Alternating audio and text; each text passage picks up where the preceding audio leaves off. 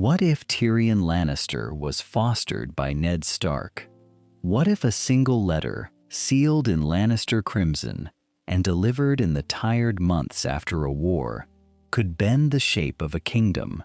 What if the smallest piece on the board, discarded by the hand that made it, became the hand that moved everything else? Consider Tywin Lannister as he stands in his solar at Casterly Rock, the western sea glittering far below him, and think of the problem he cannot solve with gold or steel.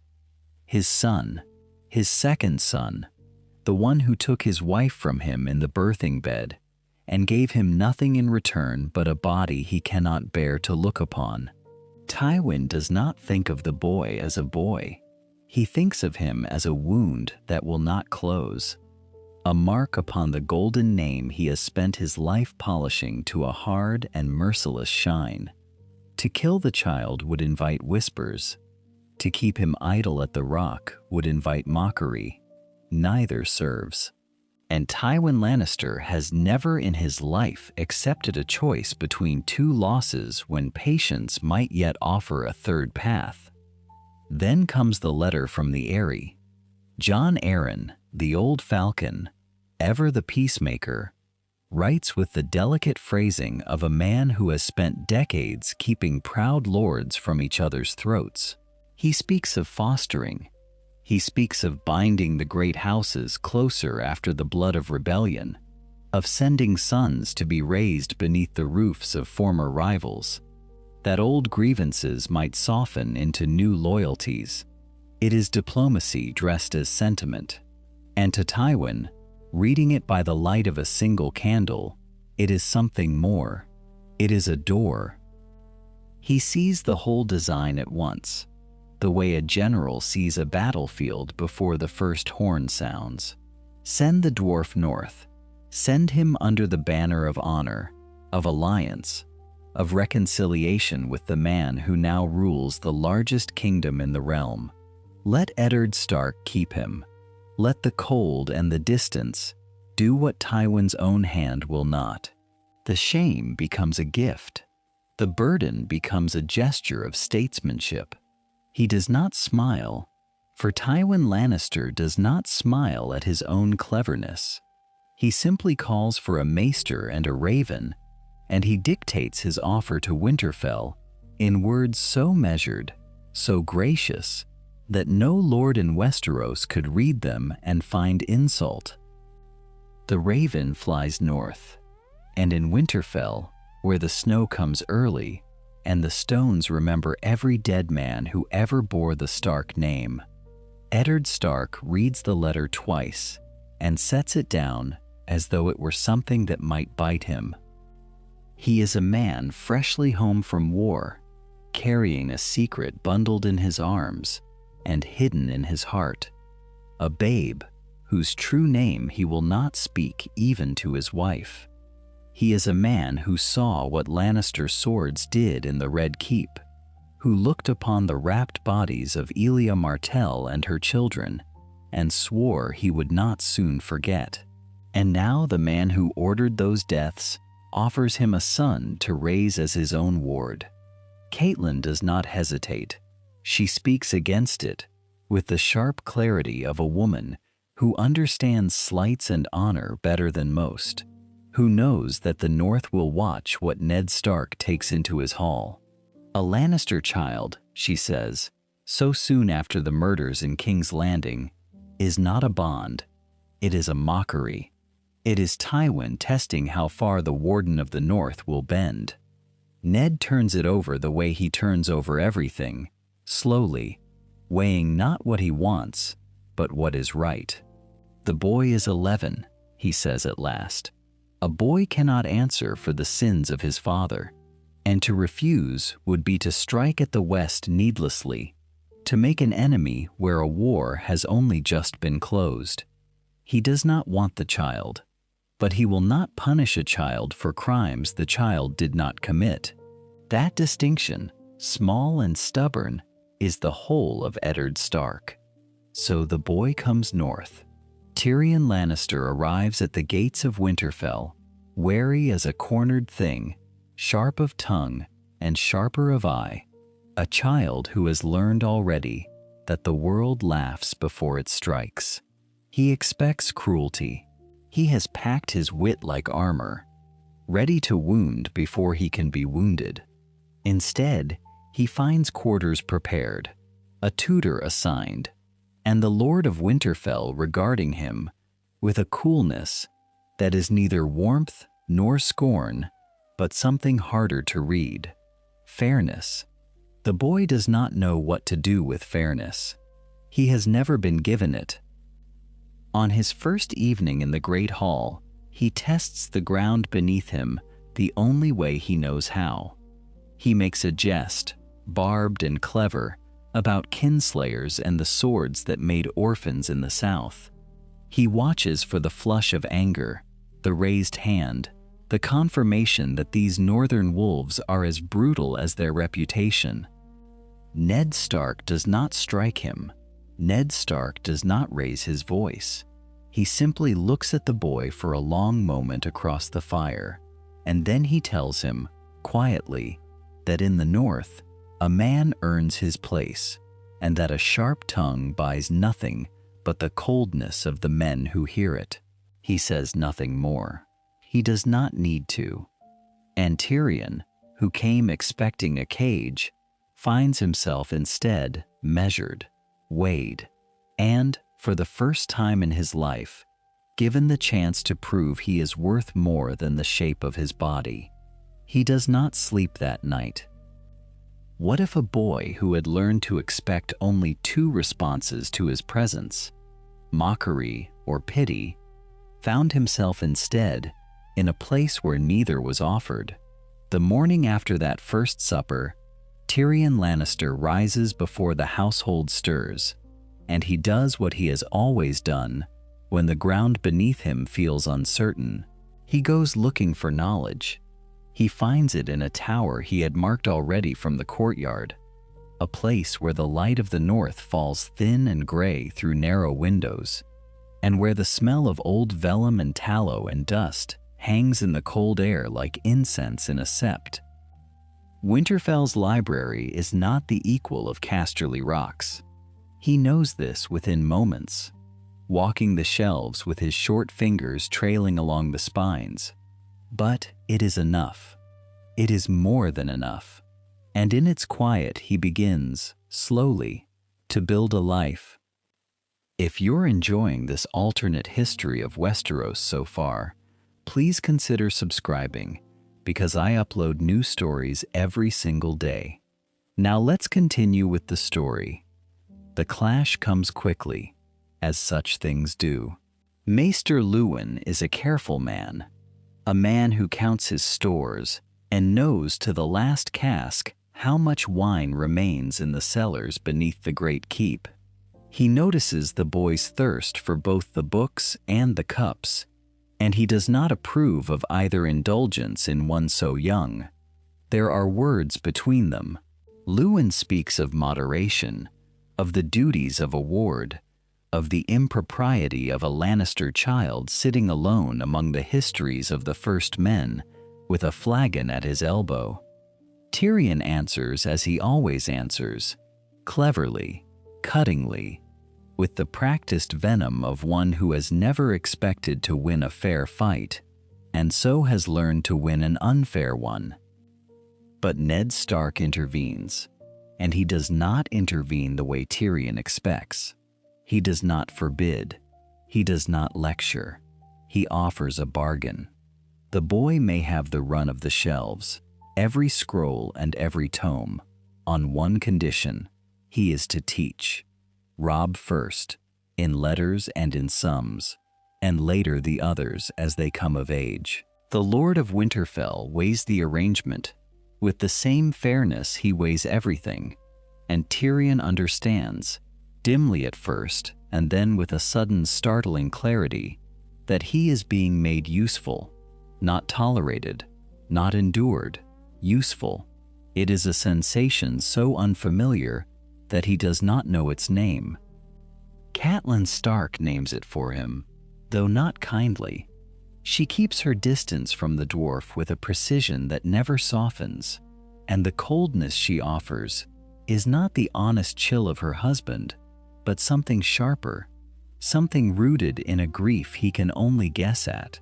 She will not let him near the babe, near Bran, who lies swaddled and small in the warmest room of the keep. When she finds him lingering too long near the children one afternoon, watching them with the intent stillness that is simply how he watches everything, she accuses him. The words are hard, and they are meant to wound. She calls him watchful. She means predatory. She does not say the second word, but it hangs in the air between them all the same. Ned comes. Ned always comes. He defends his ward's honor before his wife, with a quiet firmness that brooks no argument. And then, later, in the privacy of his solar, he tells Tyrion the truth of it. "Give her room. There is a wound there," he says, "and it is not yours to open." Tyrion, stung, prepares his usual armor of wit. And then he sees something in Ned's face, and in the memory of Catelyn's, that he recognizes. He has seen grief before. He has caused it and carried it in equal measure. For once, he chooses to say nothing sharp at all. He gives her room. It is, perhaps, the first genuinely gentle thing he has done since arriving in the north, and no one but himself will ever know what it cost him. The Godswood becomes his refuge, and it is there he finds the one person in all of Winterfell who understands him without needing to be taught. Jon Snow, the bastard boy who eats at the low end of the table, who bears his father's face and his mother's shame, who is inside the walls and yet forever outside the family they enclose. Tyrion sees it at once, the way one outsider always recognizes another, and he sits beside the boy beneath the weirwood's red leaves, and he begins to talk. He teaches Jon a lesson that took him a lifetime to learn. A mind, sharpened and kept sharp, can serve as armor against contempt. "Never forget what you are," he tells him, "and they will never be able to use it against you. Wear it like armor, and it can never be used to hurt you." The boy listens. The boy, who has heard so much and understood so little of why the world treats him as it does, listens as though a door is opening. And Ned Stark, walking the walls above the Godswood in the gray of a northern evening, sees the two of them together.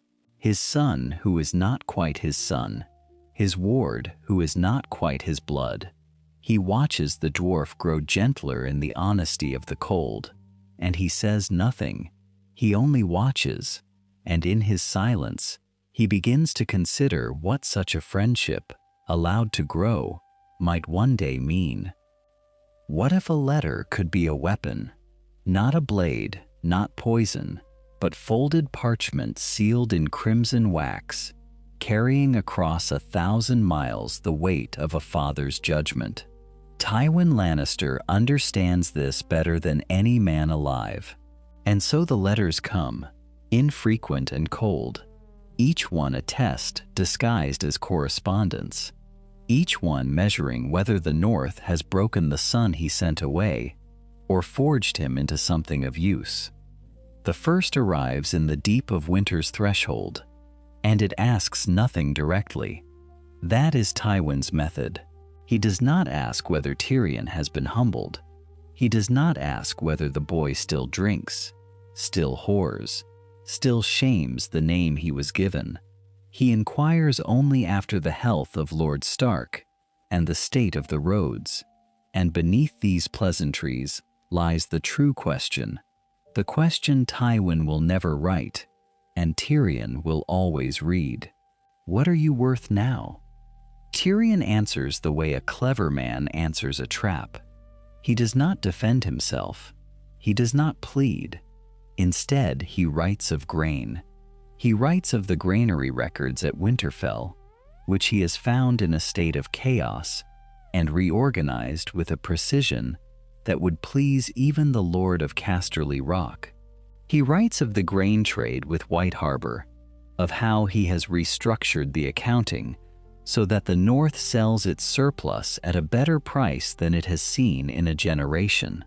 He writes of profit, and he knows, sealing the letter with hands that have grown steadier in the cold, that profit is the only language his father has ever truly spoken. Far to the south, in a solar warmed by fire, Tywin Lannister reads of coin his discarded son has made for another man's house, and he feels something he has not felt in 3 decades of looking at Tyrion. Interest. A grudging, flickering interest, small as a candle flame in a great dark hall. He does not smile. He does not soften. But he reads the letter twice, and he sets it apart from the others, and he does not burn it. Cersei's letter arrives differently. There is no test in it, no measured inquiry. There is only venom. She has heard, somehow, through the endless whispering channels that carry news between the Rock and the capital and the North, that her little brother's standing has improved, that he is spoken of, in some quarters, as clever rather than merely grotesque, and she cannot bear it. She writes to remind him that no wolves can wash away what he is, that he may fool the stern fools of the North with their bad wine and their long faces, but he cannot fool blood. He is what he was born. He will always be what he was born. Tyrion reads it in the Great Hall, and Jon Snow sits beside him, and Tyrion reads aloud only one line, the cruelest line, delivered in his sister's voice with such theatrical relish that the boy laughs before he can stop himself. Then Tyrion feeds the parchment to the fire and watches it curl and blacken and vanish. He makes a jest about the flammability of a queen's affection. He wears the wound like armor, exactly as he has taught the boy to do. But later, when the hall is empty and the fire has burned low, he tells Jon the truth he tells no one else. He no longer wishes to return to the Rock. The words surprise him, even as he speaks them. Somewhere in the long gray months, the West has stopped being home and become instead a memory of a place where he was never wanted. He does not finish the thought. He does not need to. Jon understands. And then Ned Stark does something no one at court would have predicted. He takes the Lannister with him. The progress through the North is Ned's own idea. A slow ride through the mountain country and down to the swelling towers of White Harbor. And he brings his ward as an unofficial counselor on accounts and negotiations. The northern lords receive them with the wariness of men who have learned to distrust anything gold and lions. A Lannister among the weirwoods, a Lannister who reads their ledgers. They watch Tyrion the way one watches a scorpion in a boot.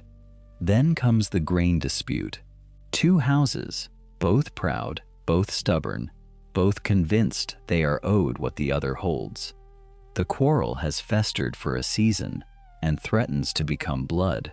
Ned listens, the lords shout, and Tyrion, sitting small at the edge of the table, asks 3 quiet questions. He asks about the shortfall in one house's fields. He asks about the surplus in the other's stores.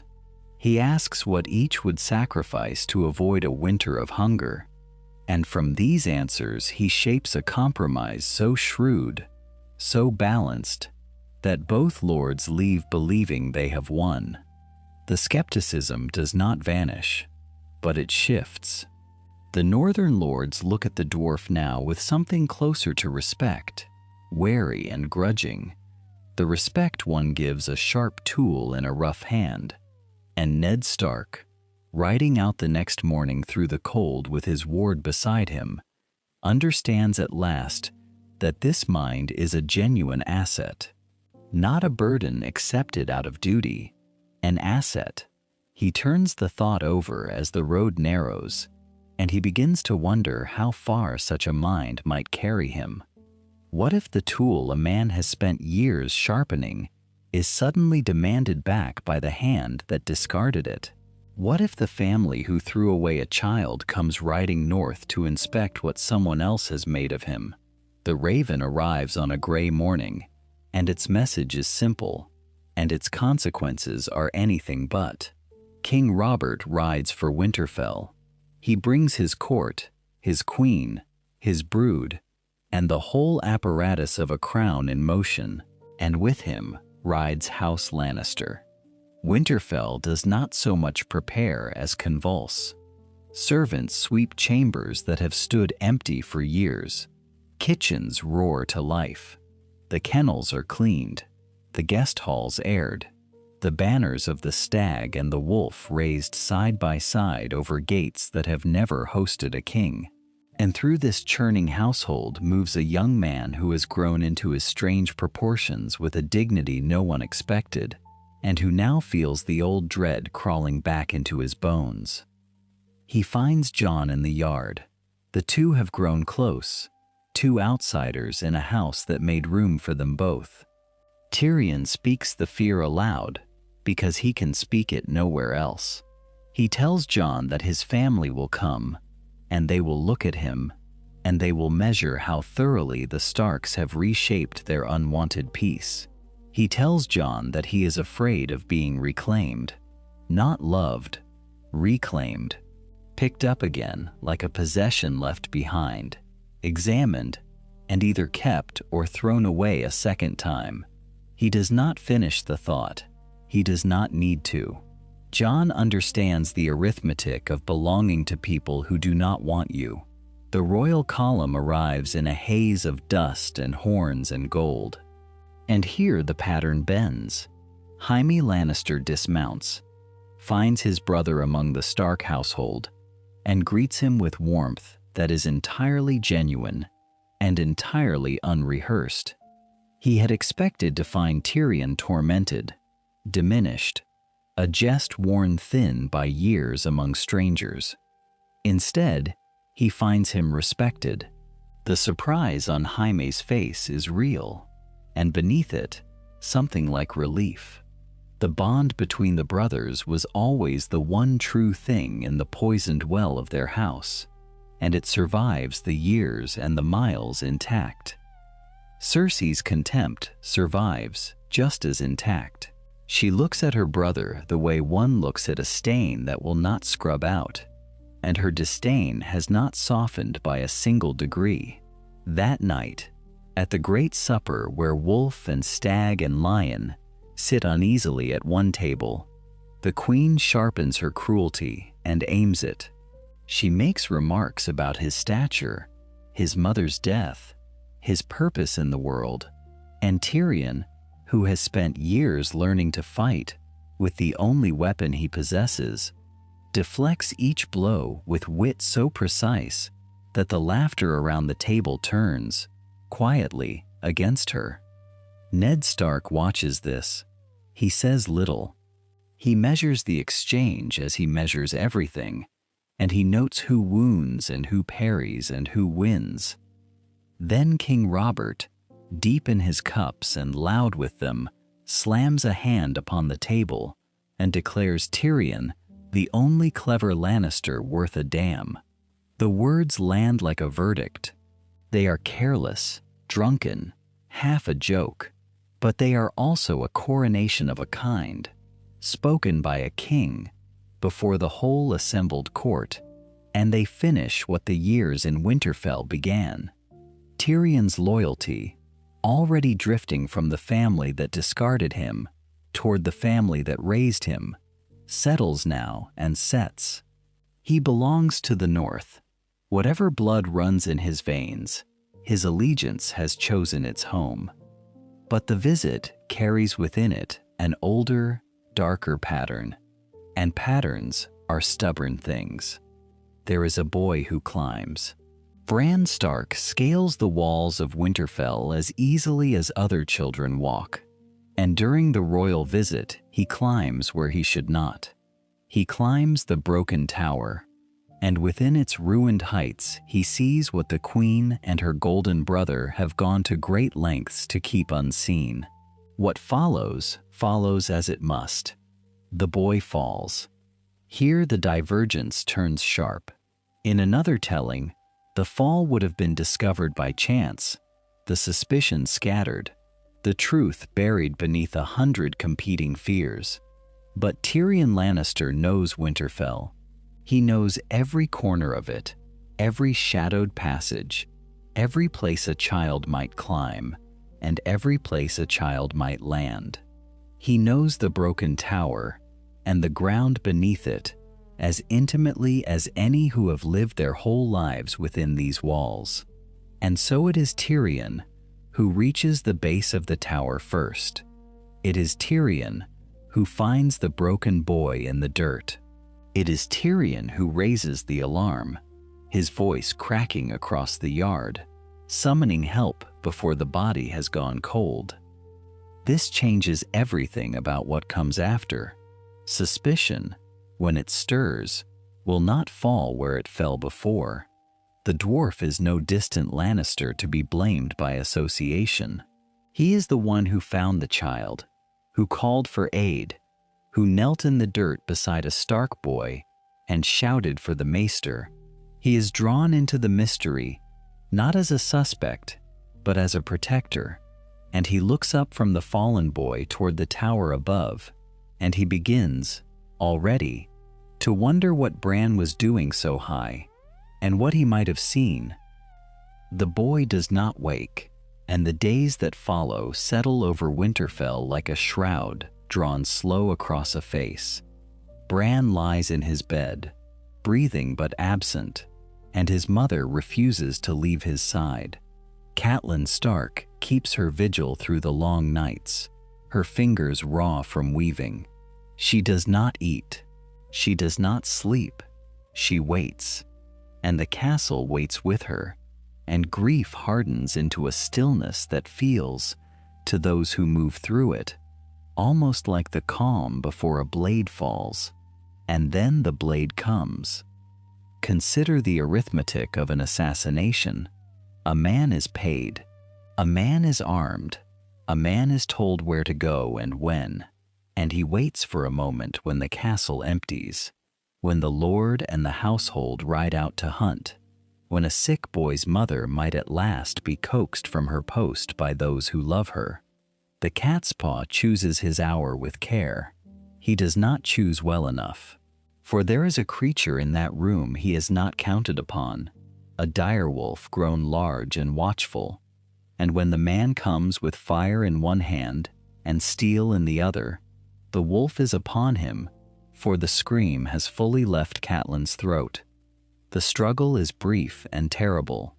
Catelyn's hands close around the naked blade, and the edge bites deep, and blood runs hot between her fingers, and still she does not let go. The wolf finishes what she began, and when the maester has bound her wounds, and the body has been dragged away, there remains upon the floor a single object that will reshape the loyalties of two great houses. The dagger. Tyrion Lannister lifts it from the stones and turns it in the candlelight, and he goes very still. He has spent his life among luxuries. He knows the cost of things, the way a Septon knows scripture. This is not the weapon of a hired killer scraping coin in the alleys of a winter town. The blade is Valyrian steel, dark and rippled, and worth more than the man who carried it would earn across 3 lifetimes of murder. The dragonbone hilt is smooth with handling, the handling of wealthy hands. And a cutthroat does not arm himself with a fortune. A cutthroat is given his tools by someone richer, someone careless enough to hand a treasure to a dead man, someone who thinks himself far enough removed that the blade cannot be traced back along the chain to its source. Tyrion knows who spends like that. Tyrion knows the smell of Lannister gold. Here is the moment where a lesser man would flee.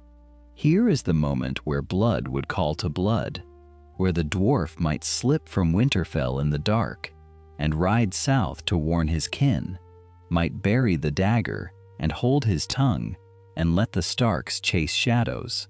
He does none of these things. He carries the blade to Ned Stark, and he lays out the logic of it plain, each link fitted to the next, the cost of the steel, the emptiness of the killer's purse, the impossibility of a poor man wielding a rich man's fortune, the certainty that someone wanted Bran silenced because Bran had seen something he was never meant to see. Catelyn watches him speak, and something shifts behind her eyes. She has never trusted him. She has counted him a Lannister first and a Ward second, a small spy planted in her home to whisper her secrets back to Casterly Rock. And now the Lannister stands before her husband and turns the knife toward his own family, methodically, without flinching, because a Stark boy lies broken and a Stark wife bled on the floor, and these are the people who raised him. For the first time, she sees not a spy, but a ward, not a lion cub, but the strange, sharp-tongued creature Ned took in 8 years past, who has just chosen the pack over the pride when he had every reason to run. The interests of Lannister and Stark, long knotted together by the years, tear cleanly apart, and Tyrion stands on the wrong side of that tear, if wrong is measured by blood. He knows it. He has always known that a day like this might come. Ned Stark has been named Hand of the King. He must ride south to King's Landing, into the nest of intrigues where his friend the king grows fat and heedless, and his wife's family coils about the throne. And he needs a man who knows the Lannister mind from the inside, who can read the moves before they are made, who understands the reach of Lannister gold and the length of Lannister memory. He asks Tyrion to come with him, to confront, in time, the father who never wanted him. Tyrion accepts. The farewell with Jon is the hardest thing. The two of them stand in the cold of the yard, the bastard bound for the wall, and the dwarf bound for the capital.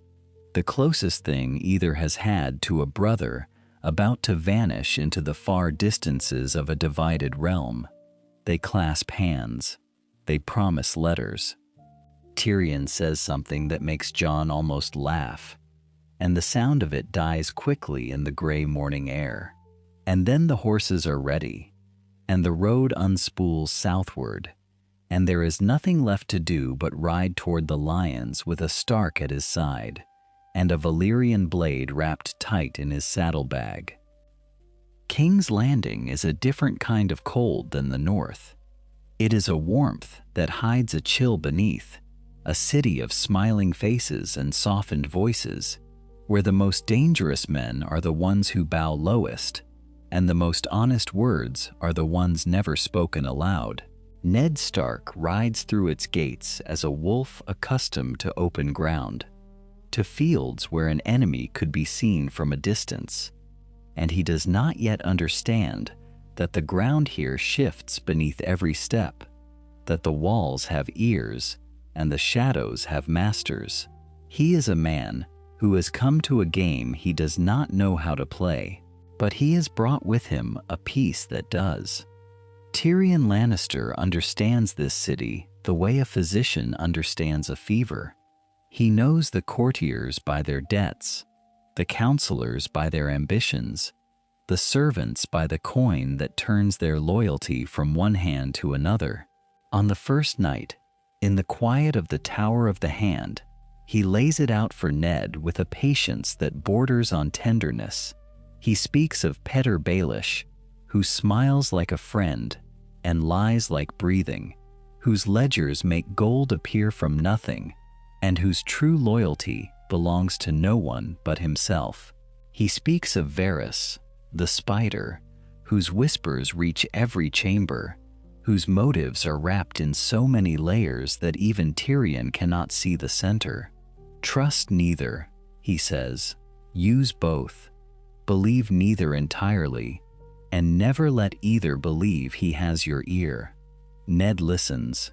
This is the thing that would have surprised the whole of the realm, the thing that changes everything. Ned Stark listens. In another telling of this tale, he would have trusted Littlefinger with his life and paid for that trust with it. But here, at his side, sits a man who was raised in the very jaws of the lion, who knows the taste of Lannister deceit because he swallowed it for years before the North taught him something better. And so when Ned begins to pick apart the death of Jon Arryn, he does so with a caution that is not native to him, borrowed instead from the small, hard-eyed man who reads the room before he ever enters it. Tyrion goes to the ledgers first, not the swords, not the servants, not the confrontations that Ned's honor would have him seek. The ledgers. Numbers do not lie the way men do. And in the columns of coin and the records of apprenticeships, in the pattern of a book that Jon Arryn had been reading before his death, Tyrion finds the thread that a straighter mind would have pulled too hard and too soon. But before that thread unravels fully, there is a meeting that cannot be avoided. Cersei summons him. She does not come to him openly. She never does. He is brought through a servant's passage to a chamber lit low, and there she waits, golden and cold, and the years between them collapse into a single moment of old hatred made new. She does not waste words on affection they never shared.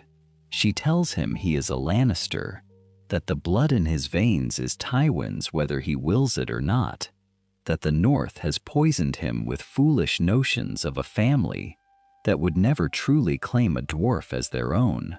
Choose, she says. Choose your blood, or your father will grind you into nothing, and he will smile while he does it. Tyrion looks at her for a long moment. When he answers, his voice is quiet, and quiet from Tyrion is more dangerous than any shout. The Starks, he tells her, gave him what his own blood never offered, a hearth, a name he was not ashamed to carry, a brother in all but blood, and a father who looked at him without disgust. Everything Tywin withheld, a stranger from the North gave freely. He does not raise his voice. He does not need to. Cersei's face hardens into something beyond anger. In that instant, she understands that her brother is no longer a piece she can move. He has crossed to the other side of the board entirely. And so she resolves, in the silence of that dim room, that he will fall alongside Ned Stark when the fall comes. Two ruined men instead of one. She has never lacked the will to destroy what she cannot own. And then the truth surfaces.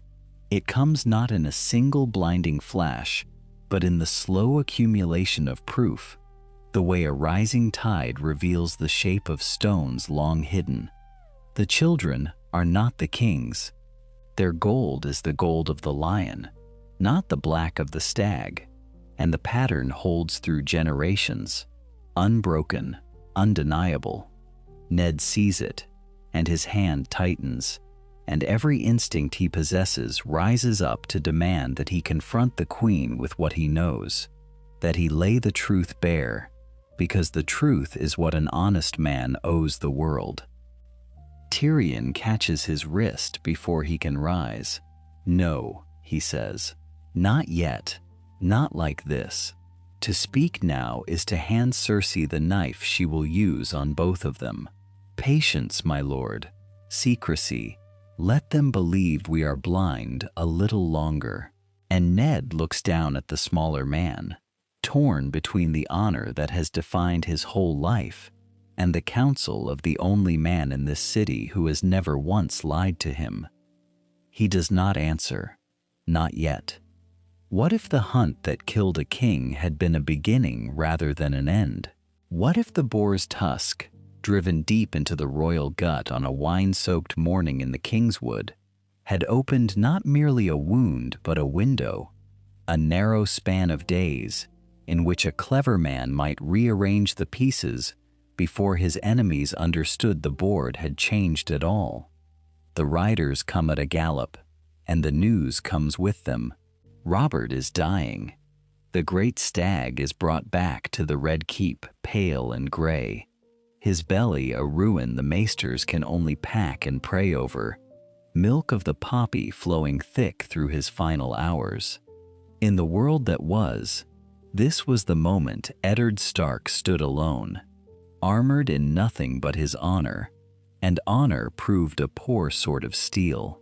But Eddard Stark is not alone. He has a lion at his side, and the lion has already begun to move. Tyrion does not waste the hours the poppy buys them, while Ned sits at the king's bedside, while Robert's ruined breath rattles through the chamber. The smaller man is elsewhere, and elsewhere is where crowns are truly won. He goes first to the gold, always the gold. He has watched his own family purchase loyalty for 30 years, and he knows the ugly truth that the throne room chooses to forget. The City Watch does not love the king, or the queen, or any of the great names carved into history. The City Watch loves silver in the hand and the promise of more. So Tyrion counts the coin the crown can command, secures it, and lets certain officers of the gold cloaks understand, quietly, in the language of coin and consequence, that the coming days will reward the men who remember which side had already paid them. He sends the letter to Dragonstone himself, not a proclamation, a warning, coded, brief, worded so that Stannis Baratheon will understand what is coming and ready his fleet and his righteousness before the storm breaks. Littlefinger does not know of it. That is the point. In the world that was, Pater Baelish held every thread and pulled them at his leisure, secure in the knowledge that Ned Stark would play the honest fool. But there is a thread now that Baelish cannot see, and it runs east across the water to a hard, joyless man who has waited a very long time to be told he is the rightful heir. And then Ned goes to the queen. Tyrion begs him not to. This is the one counsel his foster father will not take, and Tyrion knows it before he opens his mouth, and offers it anyway, because he cannot do otherwise. To warn Cersei is to give her time, and time is the one weapon you must never hand to a Lannister. Flee, Ned tells her. For the sake of your children, go now and go far. Mercy, the purest instinct of the most honest man in the Seven Kingdoms, and the most dangerous. Cersei listens and smiles, and thanks him with green eyes that promise nothing and mean murder. She does not flee, she accelerates. But here is where the two worlds diverge, and diverge forever. When Robert Baratheon draws his last breath, naming Eddard Stark protector of the realm, with a hand that can barely close around the quill, the trap springs. Cersei tears the paper. Joffrey's claim is proclaimed, and in the throne room, when Ned turns to the gold cloaks he believed were his, when Littlefinger's dagger comes to rest at his throat, and the whisper comes, "I did warn you not to trust me," the betrayal lands only half its blow. For half those gold cloaks hesitate. Half of them remember who paid them last, and paid them better. And the confusion in that hall is not the crisp clockwork treason of the world that was. Blood is spilled. Men die on both sides of the marble. Ned Stark is seized. There are too many spears for one honest man, but he is not cut down where he stands, and he is not the only piece still on the board. because Tyrion is not beside him. Tyrion, quick as the water dancer he could never physically be, but always was in mind, has read the room in the instant the paper tore. He is small, he is underestimated, he is, in the crush of steel and shouting, simply gone, slipped between the legs of a wavering guardsman, down a servant's passage he mapped in the first week of his residence, into the veins of the city that no throne truly controls, down into Flea Bottom, down into the brothels and the wine sinks and the low places where a man with gold and grievance can buy a great many things. Above him, the crown settles onto Joffrey's brow. Above him, Cersei Lannister stands victorious in a hall slick with the blood of the confused and the loyal both, and does not yet understand that her victory is incomplete. Above him, Eddard Stark sits in a black cell, alive, which is more than the world that was ever granted him. And below, in the dark, a dwarf leans against a damp wall and begins, methodically, to think. His father is not his father here, his prisoner is. And Tyrion Lannister has never in his life abandoned a debt unpaid. He begins to plan. What if the most dangerous weapon in a war was not a sword or a wall or an army, but a boy who knew where all the wheat was stored? Consider the arithmetic of it. An army does not march on courage. It marches on grain, on salted meat, on the slow creaking convoys of oxen that trail behind every host like a tail behind a beast. Cut the tail, and the beast starves, and there is no man alive in the Seven Kingdoms who understands the logistics of Lannister power more intimately than the son who was never permitted to command it. In Winterfell, the ravens arrive with news that lands like a blow. Ned Stark is taken, and Robb Stark, 16 and untested, does the only thing a wolf can do when its pack leader is caged. He calls the banners. He summons the great lords and the small ones, the Umbers and the Karstarks and the Glovers, all of them, up out of their cold halls and into the courtyard, where their breath hangs in the air like the ghosts of things not yet dead. He is young, he is frightened, he hides it well, which is itself a kind of strength, but he does not know where Tywin Lannister's supply lines run. He does not know which fords the Lannister vanguard favors, which houses of the Riverlands have already quietly bent, which of Tywin's captains drink too deep and speak too freely. And then, one morning, he does. The intelligence comes wrapped in innocuous cloth, carried by men who look like merchants and beggars and traveling singers, threaded north through the old Stark loyal channels that Tyrion had catalogued during his years in the north, the way another child might have catalogued songs. He knows these families. He knows their loyalties, their debts, their small hungers. He was fostered among them. He belongs, in the strange calculus of the heart, to the wolves who raised him, rather than the lion that bred him. And so the letters flow. Tywin's baggage train will cross the Green Fork on such a day. The western host is understrength on its left flank. Feed this to the blackfish, and let him do what old wolves do to careless meat. Robb reads these missives and does not know their author. He knows only that a shadow in King's Landing loves his father, and that the shadow is very, very clever. Tywin Lannister learns the truth in his command tent, by candlelight, from a captured courier who talks, because everyone talks eventually. He reads the name, he sets the paper down. His face does not change. It never changes, but something behind the eyes shifts, some tectonic settling of a certainty he had held for 30 years. His son, his misshapen, unwanted, unforgivable son, fighting for the enemy with a mind Tywin had always known was there and had always refused to arm. The fury that rises in him is cold. It is the cold of a man who has been made to respect what he despises. He takes up a quill and writes a letter that disowns Tyrion utterly, that strips him of name and claim and place in the world, and he sends it south by the fastest rider. Tyrion reads it in a candlelit cellar in Flea Bottom. He reads it twice. He does not flinch.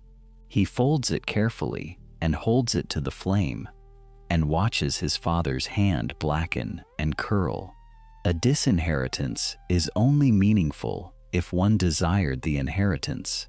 He desired nothing from Casterly Rock but the one thing it never gave. He lets it burn. But there is a second face in the shadows now, powdered and soft and endlessly patient. Varys, the spider, who has watched this small lion tangle himself in the affairs of wolves and finds himself, for the first time in a long career of predictable men, genuinely intrigued. Why would a Lannister bleed for a Stark? The question is not idle. In the answer lies leverage, and so the eunuch and the dwarf meet in rooms that do not officially exist, and they speak in the careful half-sentences of men who trust each other precisely as far as shared interest will stretch. The problem is Ned, alive in his cell but only barely, and Cersei's patience is a candle burning down. What Tyrion needs is not rescue. Rescue is a fantasy, and fantasies get men killed, but a chessboard argument that Cersei herself will make in her own voice, believing it her own idea. So the whisper is planted. A public execution of the Warden of the North does not end the war, it sanctifies it. Cut off Ned Stark's head, and you do not kill the wolf. You make a martyr of him. You weld the North to Robb's cause in iron that will never rust. You ensure the war outlives you. But a confession, a quiet renunciation, a broken man in black taking the road to the wall, that unmakes him, that turns the hero into a coward in the songs. That is how you win. The seed takes root in Cersei's mind exactly where Varys placed it, and in the black cell beneath the Red Keep, a bargain begins to take shape. A false confession, a shaved head, exile to the ice at the end of the world. Ned Stark will keep his life. What he will lose is something else entirely, and the negotiation over that price has only just begun. The morning of the confession dawns pale and sharp over King's Landing, the kind of light that flatters nothing and forgives less. What if a man could be saved and destroyed in the same breath? That is the arithmetic of the steps of Baelor, where the crowd gathers thick as summer flies, hungry for a spectacle they have been promised and will not, if certain quiet men have their way, receive. Ned Stark climbs the steps a shadow of himself. His hair is shorn, his frame gaunt from the black cell, his hands unbound, but useless with disuse. He speaks the words that have been placed in his mouth, words of treason he never committed, a confession of a plot he never hatched, and each syllable costs him something that does not grow back. The crowd does not know the cost. They know only the shape of a broken lord, and the shape satisfies them. On the platform, Joffrey watches with the bright, terrible impatience of a boy who has been promised a toy. The itch is visible in his hands, in the way his fingers drift toward the hilt at his hip. He wants the sword. He wants the head. He wants the moment that will belong to him alone, the moment the singers will remember. A crown, he has begun to understand, is permission to do the thing you most desire, and what he most desires is standing before him with a bare neck. But the pieces have already moved. Consider what Tyrion arranged in the days before. The gold cloaks whose commander owes his position and his purse to a certain dwarf's careful patronage. The captains who have been reminded, softly, that a king's whim is a fragile thing to stake a career upon. Consider Varys, whose whispers have reached the ears of every advisor who matters, each one now privately convinced that a beheading spells ruin. The board is set. Joffrey believes himself free. He is not. Cersei sees it before her son does. She always does. What if vengeance and survival point in opposite directions? Then a queen who intends to survive chooses survival, and she chooses it fast. She leans close to Joffrey, her voice low and urgent, and she does not plead.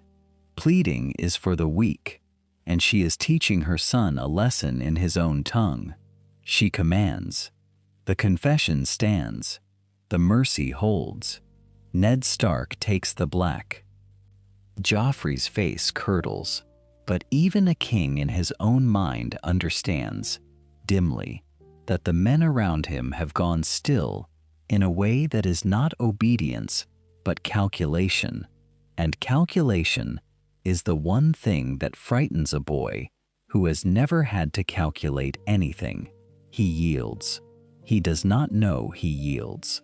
He tells himself it was his choice, his mercy, his greatness of spirit. The lie is comfortable, and comfortable lies are the ones kings believe first. So Ned Stark lives. He is led from the steps in black, an old wolf caged in the colors of a colder cage still, and the road to the wall opens before him like a long, slow death by ice. But the road is longer than the Lannisters know, and it passes through country where Tyrion has friends. Smugglers, mostly. Men who move goods and men and secrets along the coast and up the King's Road. Men who do not care whose cloak a rider wears so long as the coin is good. What if the man delivered to the wall never reaches it? Then the Lannisters have no hostage. Then Cersei has traded a martyr for a ghost, and the ghost walks north into lands that love the Starks and hate the Lions. This is the calculation Tyrion made weeks ago, before the confession, before the steps. The mercy was never the end. The mercy was the door. The interception happens on a stretch of road where the trees crowd close and the escort is thin. It is done quietly, with bribed guards and switched horses, and a night's confusion that resolves, by morning, into an empty saddle and a story that will take days to travel back to the capital. By then, Ned Stark is gone, folded into the safe dark of the North's reaching hand. The safe house is a low stone thing tucked into a hollow, smelling of damp wool and wood smoke. When Ned is brought inside and the hood is drawn from his head, he sees a small figure waiting by the fire, and for a moment his ruined face does not understand. Then it does. Tyrion does not speak at first. He has rehearsed 100 clever things, and every one of them abandons him now, in the face of the man who took him in when his own blood would not. Ned crosses the room. There is no calculation in it. For the first time in this long game, no calculation at all. Only an old man's hands closing on the shoulders of the boy he raised, drawing him into an embrace that says, more plainly than any word, that he understands at last the full shape of what this ward has done for him. Son of my house, the embrace says, in all but name. And Tyrion, who has bought lives with lies and moved kings like stones across a board, finally breaks. The tears come without permission, and through them he says the thing he has never once said aloud, the truth beneath every maneuver. Winterfell is home. Not the Rock, never the Rock. Ned holds him and does not let go. What if a war could be won, not by the sword, but by the man who knew where every sword would fall before it fell. This is the question the North now answers, though the North does not yet know it is answering it. Ned Stark recovers slowly, as a great tree recovers from a storm, and when at last he can hold a war council upright, something in the shape of the Stark cause changes. Men who had followed a boy king out of grief and loyalty now follow a father and a strategist, and the difference is felt in the marrow of the host. Robb has courage. Robb has honor. What Robb has lacked, until now, is the cold second voice that whispers not what is right, but what is possible. And that voice sits at his father's side, small and scarred and endlessly awake. Consider the council fires of the North as they burn now. Ned counsels caution. He speaks of honor, of oaths kept, of the slow, patient thing that trust becomes when it is not spent carelessly. And when the northern lords bristle, when the great Jon roars for blood, and the Karstarks demand vengeance for sons not yet lost, Tyrion supplies the other half of the equation. He speaks of the phrase. He speaks of the bridge at the Twins, and what a bridge is worth to a man who owns it, and how a man who owns a bridge must be paid before he is asked to bleed for you and not after.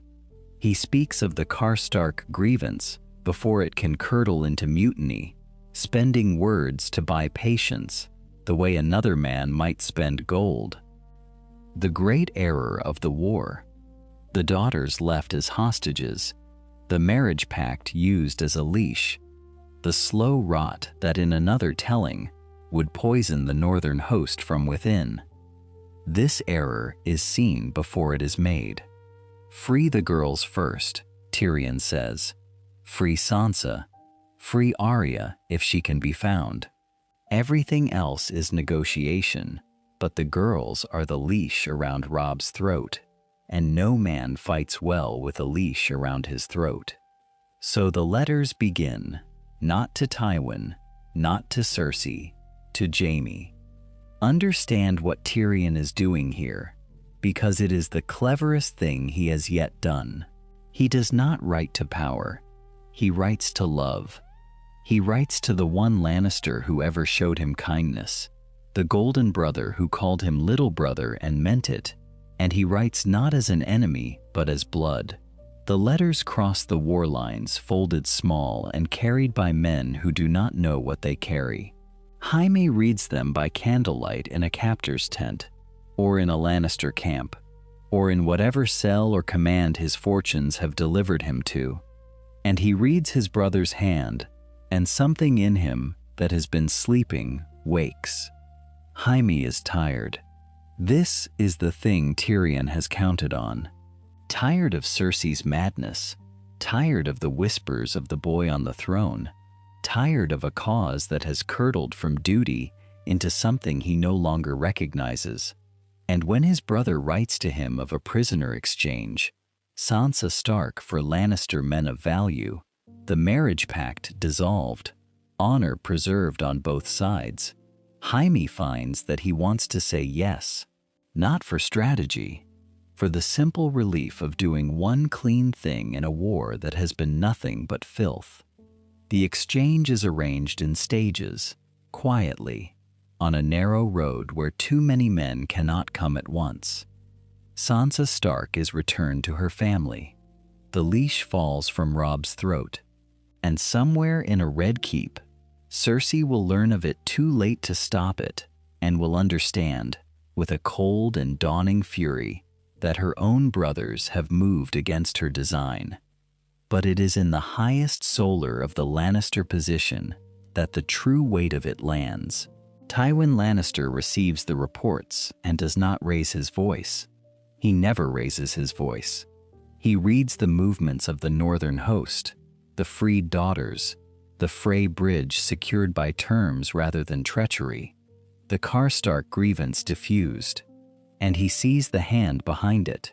He sees his son's hand, and Tywin Lannister, who has spent a lifetime believing that his youngest was a curse the gods sent to shame him, sits very still in the firelight and understands that this dwarf, this thing he wished dead in the crib, has outgeneraled the entire realm.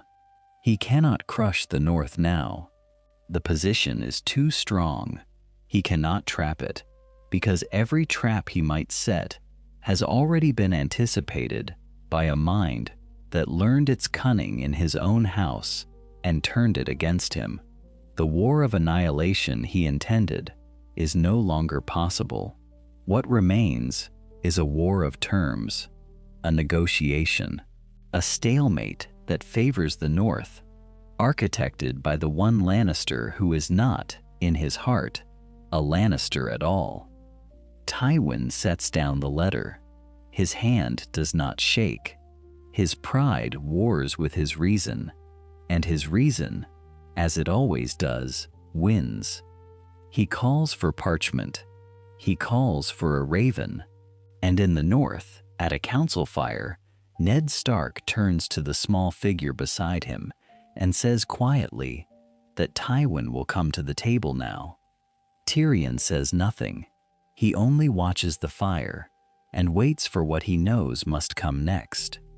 What remains, once a war of annihilation collapses into a war of terms, is the slow arithmetic of legitimacy.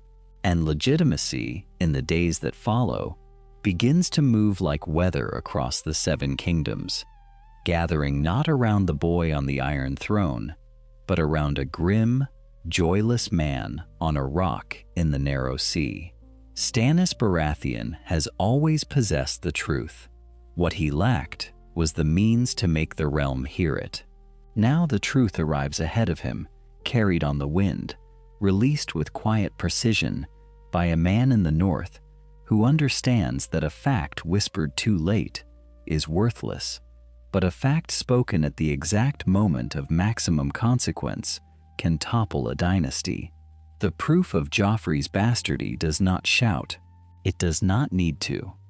It settles into the minds of lords and stewards and maesters like a stone, dropping into still water, and the ripples spread outward, and men who had knelt without thinking begin, for the first time, to think. Consider the position from Stannis' stone table at Dragonstone. He is a man who has spent his life being right and unloved for it, watching lesser men prosper while duty starved him of reward. And now, without lifting a finger toward flattery, he finds his claim strengthened by a Lannister of all people. He does not trust it. Stannis trusts nothing that arrives as a gift. But he examines the shape of the thing, and he finds no lie in it, only advantage that happens to align with justice. And for a man like Stannis, that alignment is nearly holy. When the invitation comes to meet with Eddard Stark, he grinds his teeth over it for 3 nights. Then he goes, because the law says Joffrey is no king, and the law says the North rebelled once, and the law, when weighed carefully, says that an honorable enemy who offers submission on terms is worth 100 sworn liars who kneel and plot. The meeting itself unfolds in a hall stripped of ornament, 2 hard men facing one another across a plain wooden table, and between them, seated lower, the small figure who arranged for both of them to be there. Ned Stark does not bend easily, and Stannis does not bend at all, and so the negotiation proceeds not through warmth but through recognition. Each sees in the other the same rigid spine, the same discomfort with lies, the same conviction that a throne is a burden rather than a prize. Ned speaks plainly. He will not war against the rightful king. He asks for the North's autonomy, an ancient thing restored, and for the safety of his daughters, still held within the walls of King's Landing, where Cersei's fear grows sharper by the hour. In exchange, the strength of the North does not oppose Stannis. It clears his path, It removes an enemy from his flank and hands him the moral weight of the Starks, the most trusted name in all the realm. Stannis considers this the way he considers everything, as a ledger. Autonomy for the North is a price, but the price buys him the isolation of the Lannisters, and that is worth more than any single kingdom's fealty. He agrees, not warmly. He agrees the way a man signs a contract he intends to honor to the letter and no further. And Tyrion, watching, understands that he has just built a wall around King's Landing, made not of stone, but of alliances withdrawn. In the capital, Cersei feels the wall rising, though she cannot name it. Her instinct, always, is to strike at what frightens her, and fear now surrounds her on every side. The Tyrells come to her with an offer that any competent regent would seize: Marjorie for Joffrey, the wealth and swords of the Reach for the security of the crown. It is the last bridge left standing between the Lannisters and ruin. And Cersei, poisoned by suspicion, seeing rivals where allies stand, insults them. She questions Marjorie's honor. She belittles the ambitions of Highgarden to the faces of people who forget nothing. Olenna Tyrell listens and smiles and files it away, and the marriage that might have saved a dynasty quietly dies in the space between one proud woman's contempt and another's long memory. The Reach, uncommitted, watches to see which king will win, and inclines, slowly, toward the one whose claim the realm now believes. Tywin Lannister sees all of it from his solar, the map of his ruin spread before him in reports.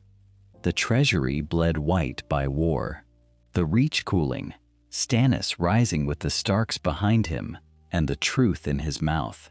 The House of the Lion, which was to devour the North, finds itself encircled and starving, its allies peeling away one by one like leaves before a hard frost. He has one path left, and it is the path he swore he would never walk. He must treat with them. He must send word to the North and to Dragonstone and sue for terms, and the terms will be dictated, in their essential architecture, by a mind he tried to strangle in its cradle. He writes the letter, he seals it, and as the raven lifts into the gray morning sky, carrying the first admission of weakness the Lannisters have made in 3 generations, Tywin does not yet know what his son intends to ask of him in return. What if the last thing a boy king ever understood was that his crown had never protected him at all, but only made him the most visible target in a city that had come to hate him? Joffrey does not understand this. That is the whole of the tragedy, and the whole of the inevitability. He sits the Iron Throne with the certainty of a child who has never once been told no, and every report that reaches him of Stannis marching north-backed, of the Reach cooling, of the granaries emptying, arrives filtered through his refusal to believe that the world will not bend as it has always bent. He responds the only way he knows, with cruelty, with reprisal. The bread runs short in King's Landing, and the small folk, who have starved before and endured it, find their hunger sharpened now by rumor, by the whisper that the boy on the throne is no true king at all, but the get of incest, a bastard crowned. When the crowds press against the gates begging for grain, Joffrey orders the gold cloaks to disperse them. Not gently. He wants blood on the cobbles as a lesson. What he gets is a riot that swallows a quarter of the city, that burns 3 streets, that leaves a septon torn apart and a knight dragged from his horse. The lesson is learned, but not by the crowd. Tyrion sees it coming from a war tent leagues away, and he says so plainly to the men around him. He no longer whispers his counsel from the shadow of another's authority. He gives it openly now, seated among Stannis's captains and Robb Stark's bannermen, a dwarf in the company of hard northern lords who have learned to listen when he speaks. The city will fall from within, he tells them, not by ram and ladder, which cost lives and legends, but by the simple arithmetic of a garrison that no longer wishes to die for the boy who starves them. Turn the gold cloaks, find the ones who resent him, and there will be many, and offer them their lives and their posts under a new king. A bloodless entry, a gate opened rather than broken. He does not say the other thing aloud, though every man present understands it, that the gate he means will be opened by his brother. Jaime Lannister has spent the war watching his sister's ruin unfold, with the slow horror of a man waking from a long fever. He has broken with Cersei by degrees, and then all at once, the final rupture coming not in shouting, but in silence. In the moment he looks at what she has made of their son, and cannot love it any longer.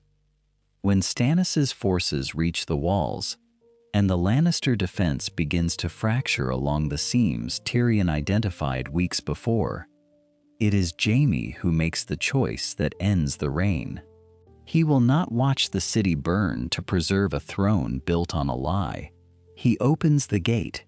He chooses his brother's counsel over his sister's ruin, and in that choosing he becomes, for the first time in his life, something other than the man who killed a king. King's Landing falls in a single gray dawn.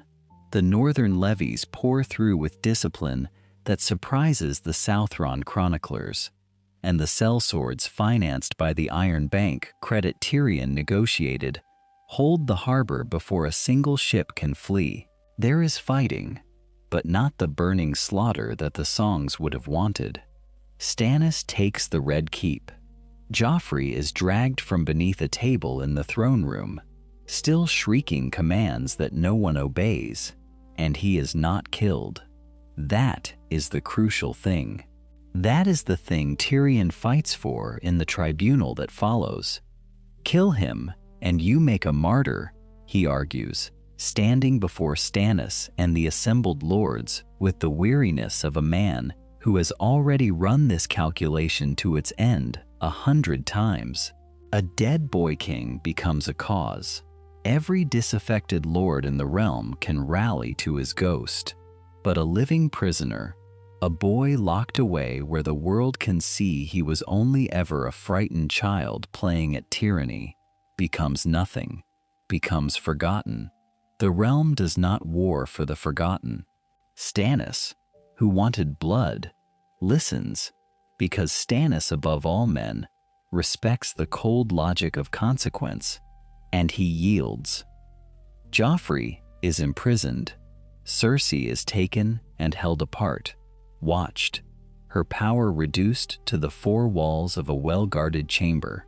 And at Casterly Rock, Tywin Lannister receives the terms that his youngest son has authored, and he reads them, and he understands at last the full shape of what he set in motion the day he sent that malformed infant north to die in another man's care. He surrenders. He preserves what remains of his house, because the alternative is to see it end entirely. And even now, stripped of supremacy, Tywin chooses continuation over pride. The reign of the false-born king is over. The lion is not slain, but it is caged, its claws drawn, its dominance broken across the anvil of a war it should never have provoked. And in the quiet of the captured Red Keep, Tyrion Lannister stands looking at the empty throne, knowing that the hardest question has not yet been answered. What is to be done with the family that raised him to be discarded? The answer, when it comes, arrives not with vengeance, but with the patient arithmetic of a mind that has learned to measure mercy against consequence. Tyrion does not seek to erase his father's house.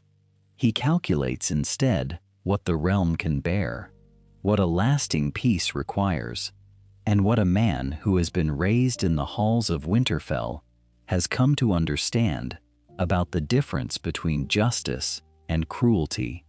The throne must pass, that much is certain, and so it passes to Stannis Baratheon, the brother who held the truer claim, the man whose rigid sense of law made him, in the end, the only candidate the exhausted lords of the realm could accept without a further decade of blood. Stannis is crowned in a hall, still faintly bearing the smell of the war that put him there, and the acceptance he receives is not warm, but it is broad, and breadth is what a fractured kingdom needs. Men who fought against one another days before bend the knee to a king they do not love because they trust the machinery of his fairness more than they trust their own ambitions. Tyrion watches this and understands it for what it is. Not triumph, equilibrium, a board settled into balance, because every piece has finally recognized the cost of continued motion, and in that settlement, the North receives its price. Ned Stark, who lost nothing of his honor and gained everything through refusing to spend it recklessly, is granted an autonomy no warden has held in centuries, near king in his own right, sovereign in all but the final formality, guardian of a land that fought sparingly and therefore emerged strong while the South bled itself pale. It is a reward, yes, but it is also strategy, for a contented North is a North that does not rise, and Stannis, who respects consequence above sentiment, sees the wisdom in it plainly. Then comes the moment that Tyrion did not calculate, because it was never his to arrange. Ned Stark stands before the assembled lords and names him, not as a Lannister guest, not as a clever hostage of good breeding, as a lord of the North, granted a holdfast of gray stone beneath a gray sky, formalized in blood bond and word as true kin to House Stark. The loyalty that saved Ned's life, that unraveled a war before it could consume a generation, is answered with the one thing Tyrion never expected to be offered anywhere: belonging. He accepts it, and for the length of a single held breath, the cleverest man in the Seven Kingdoms finds he has nothing clever to say.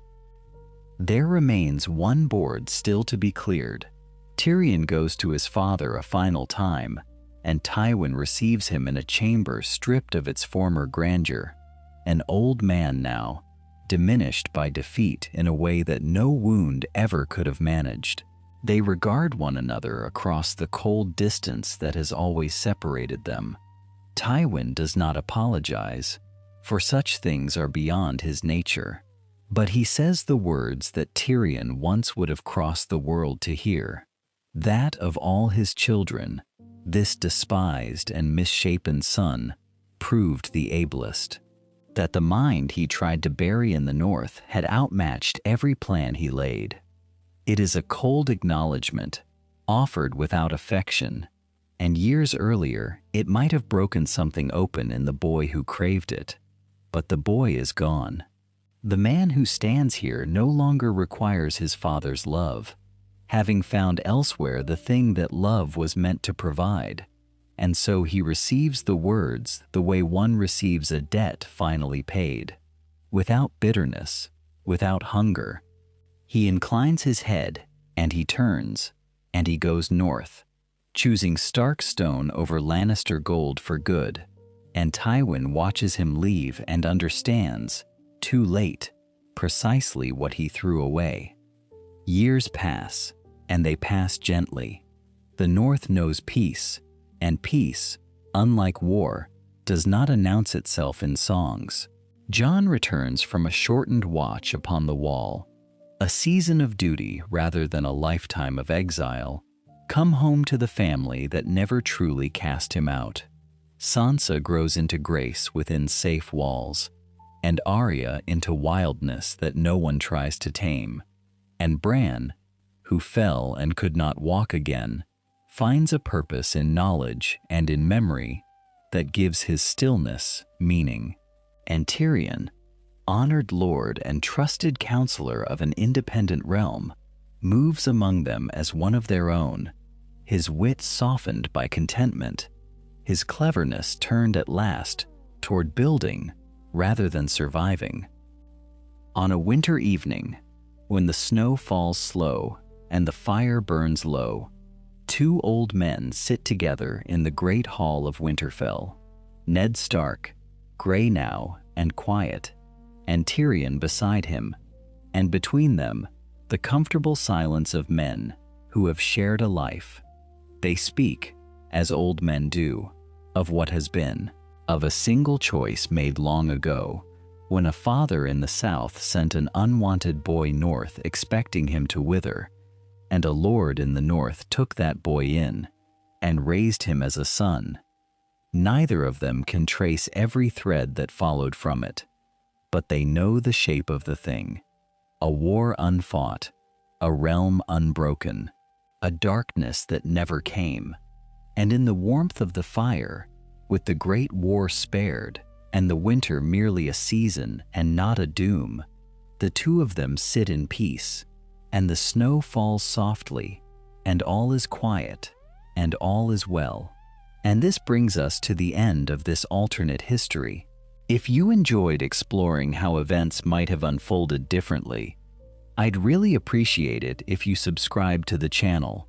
We dive into new stories from the world of Westeros every single day, imagining the choices, battles, alliances, and destinies that could have completely changed the fate of the Seven Kingdoms. I'd also love to hear your thoughts. What do you think would have happened next? Did this version of history end better than the original? Or would you have taken the story in a completely different direction? Leave your ideas in the comments, because many of the best future stories come directly from your suggestions. Thank you so much for watching and for spending your time with me. I'll see you tomorrow with another alternate history from Westeros. Until then, peace out.